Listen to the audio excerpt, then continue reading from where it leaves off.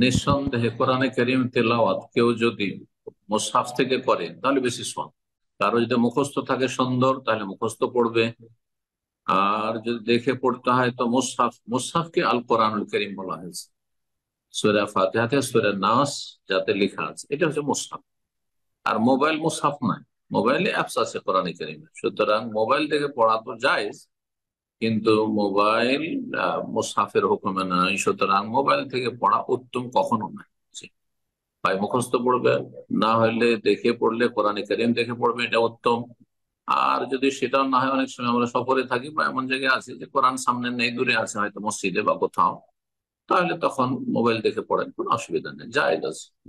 যে আমি হলো যখন আমি অজু করি, অজু করার পর আমি 2 রাকাত নামাজ পড়ি, তো ওই নামাজ দুটো আমি সাধারণত সূরা ইখলাস আর হলো সূরা নাস পড়ি। এটাতে কি আমার বেদাত হচ্ছে? আমার ভালো সব লাগে দুটো সময় সূরা, সেজন্য। হ্যাঁ, ভালো লাগে সব সূরা সময়। ইখলাসের ক্ষেত্রে।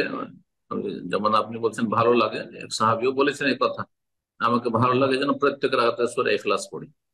কিন্তু যখনই পড়বেন সুন্নত তখনই শুধু সূরা নাস, খাস করে না সূরা ইখলাস, এটা না করে বিভিন্ন সূরাগুলি পড়ার চেষ্টা করবেন। একমাত্র ফজরের সুন্নত যদি হয় তাহলে সূরা কাফিরুন, সূরা ইখলাস 2 রাকাতে, সূরা ফাতিহার পরে। আর মাগরিবের পরে যে রয়েছে সেই ক্ষেত্রেও। আর বেতরের সালাতের ক্ষেত্রে, বেতরের সালাতে সূরা আলা, তারপরে সূরা কাফিরুন আর ইখলাস।